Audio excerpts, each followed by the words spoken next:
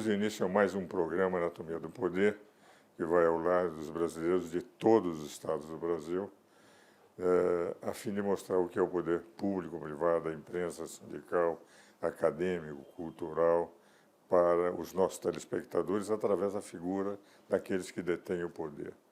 Hoje tenho como nosso convidado especial um querido amigo, um grande advogado, que é o professor Renato Cury, presidente da Associação dos Advogados de São Paulo.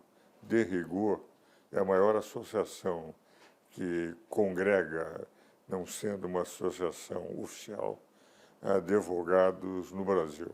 Nenhuma associação de advogados no Brasil tem tantos associados como a Associação dos Advogados de São Paulo. Eu diria que, na maioria dos estados, na grande maioria dos estados brasileiros, aqueles que são advogados inscritos na ordem do seu estado, em número menor do que nós temos os associados da ASP. É uma instituição de prestação de serviço extremamente importante e tem associados no Brasil inteiro. É com o presidente da associação que nós conversaremos. Meu querido Renato, que tem o tratamento bem informal no programa. E você que assumiu agora, com a sua juventude, com o seu conhecimento, o seu talento, eu gostaria que você dissesse um pouco aos nossos telespectadores o que é a ASP e o que você pretende fazer na presidência da Associação dos Advogados. Professor Ives, antes de mais nada, gostaria de agradecer a oportunidade, em nome da Associação dos Advogados de São Paulo, de estarmos aqui nesse programa que já é algo consolidado em âmbito nacional, assim como a ASP. Nós temos assumido... Só que vocês foram fundados em 43, e esse programa eu tenho só há 7 anos e pouco. Então, mas já é um sucesso retumbante nas redes sociais, sabemos na Rede Vida, que é já algo que faz parte da vida das pessoas, do cotidiano das pessoas. E a Associação dos Advogados, eu assumi, pelo sistema em que a ASP tem de alternância do poder, a partir de agora de janeiro de 2019. Momento no qual, coincidentemente, nós temos inúmeras mudanças no país.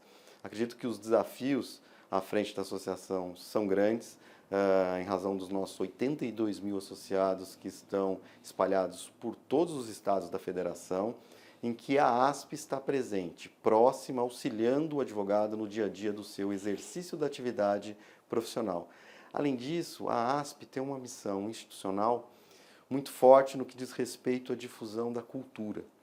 A ASP hoje detém antenas instaladas em mais de 460 municípios de todo o Brasil, do Oiapoque ao Chuí, onde os advogados têm uma oportunidade de acessar o conhecimento que a ASP realiza e proporciona aqui na sua sede em São Paulo. Então, ela grava as aulas aqui e transmite por essas antenas, oportunizando a esses advogados dos mais distantes rincões deste país acesso a um conteúdo de qualidade, de excelência, oportunidade no qual a ASP também, por meio dessas antenas, acaba cumprindo a sua missão institucional. E, além disso, uma coisa que hoje a ASP está muito presente e sempre esteve tradicionalmente é na defesa das prerrogativas.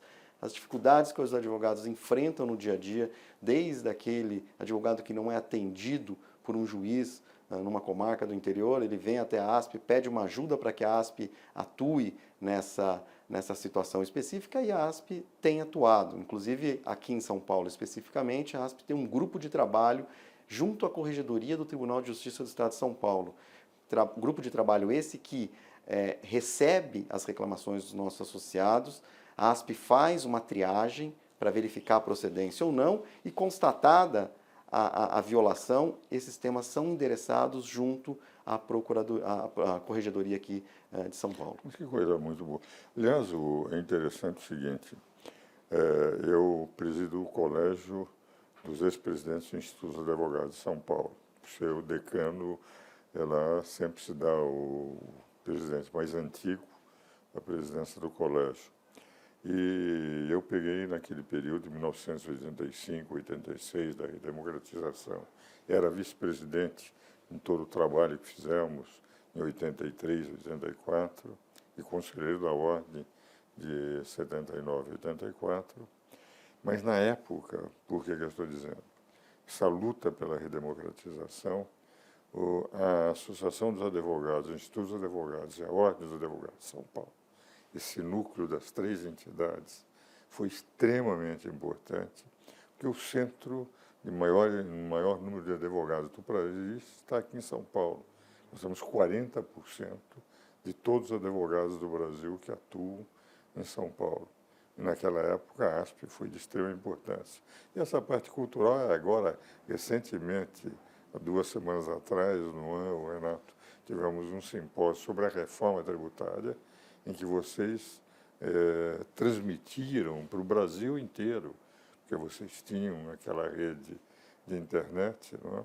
Enquanto estávamos dando a palestra, em diversos municípios, 400 e poucos municípios, estavam recebendo, no mesmo momento, as diversas conferências que foram apresentadas. É um trabalho admirável que vocês fazem. Eu tenho acompanhado desde 1958, quando me formei, de uma maneira que, e vendo nas suas mãos agora, isso me alegra muito. Mas, eu, aproveitando a sua presença, você sabe que eu tenho sido um crítico, não as figuras dos ministros supremos, que eu acho ministros excepcionais, gosto de todos eles, tenho livros escritos com muitos deles, e são indiscutivelmente figuras idôneas de um lado e grandes juristas de outro. Mas esse ativismo judicial tem trazido uma grande insegurança jurídica, porque todos os poderes que não conseguem, ou partidos, qualquer solução no legislativo, hoje recorrem ao Poder Judiciário. Se o Poder Judiciário fosse a instância em que eles, perdendo as votações lá, pudessem corrigir segundo a sua perspectiva e decidir. Como é que você vê aquilo que se chama de consequencialismo jurídico, neoconstitucionalismo, ativismo judicial, politização do judiciário, ou judicialização da política? Dê o nome que você der, é uma invasão que se faz na competência dos poderes. Como é que você vê essa posição? É uma posição muito perigosa, principalmente verificado hoje a Constituição Federal de 1988 é o balizador de todas as iniciativas. A partir do momento que o Supremo Tribunal Federal acaba tomando, né, ou agindo dentro desse modelo do ativismo judicial, nós acabamos, de certa maneira, gerando uma certa fratura dentro do princípio da tripartição dos poderes. Hoje virou muito comumente, né, verificado no dia a dia, como o senhor muito bem colocou, qualquer questão que não seja adequadamente tratada de acordo com o entendimento de determinado partido dentro do Congresso Nacional, o tema é judicializado ao Supremo Tribunal Federal. Ao invés de se debater e se colocar a questão numa perspectiva dentro do poder legislativo, que é o poder competente para criação, debate e elaboração das leis, o Supremo Tribunal Federal acaba invadindo essa competência no momento em que ele age com esse modelo do ativismo. É claro que o Supremo Tribunal Federal não pode, de maneira nenhuma, tentar responder os anseios que vêm das ruas.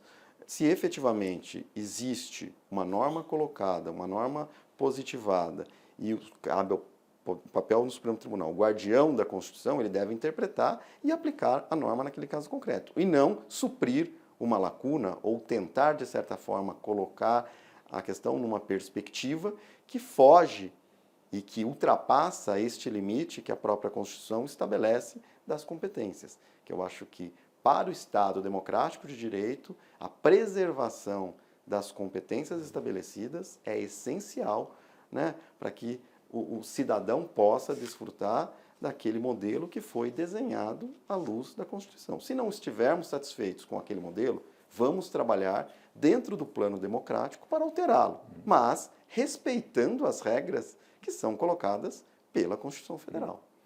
Aliás, é a posição que eu tenho defendido, e tenho dito isso até em palestras com alguns ministros do Supremo, e eles já sabem da minha posição, e eu os respeito muito, mas eu considero isso traz efetivamente um elemento de perturbação. Até um dado interessante, quando foi para a discussão do 103, parágrafo 2º, estávamos jantando Bernardo Cabral, relator da Constituinte, o Odir Porto, que era o presidente da Ação dos Magistrados Brasileiros na época, o Sidney Santos, que representava na Constituinte, trazia os anseios do Supremo, e eu, lá em Brasília. Estamos discutindo a ação direta de inconstitucionalidade por omissão. E eu sugeri que aquela redação do Bernardo, ele acrescentasse um prazo para o Legislativo fazer. Declarada inconstitucional por omissão, de uma lei que o Legislativo é obrigado a fazer, e não fez, então daria um prazo de 6 meses para eles poderem fazer. E o Sidney disse, não dá. Entende? A sua proposta é uma proposta que levaria o Supremo a ter que, se o Congresso desobedecesse, desacatasse a ordem judicial, mandar prender 503 deputados, era o número na época, e 81 senadores, eu não tenho condições disso. E o argumento do Cine derrubou o meu argumento. E ficou o 103, parágrafo 2º, declarada a omissão do Congresso Nacional em fazer uma lei que a Constituição impunha que se fizesse. O Supremo só declararia inconstitucionalidade do Legislativo, mas levaria o Legislativo para fazer a lei. Ora, um dispositivo desse é de uma clareza tão solar que é muito difícil aceitar essa interferência do Poder Judiciário na competência dos outros poderes. Vamos agora aos nossos comerciais e vamos continuar falando sobre o tema.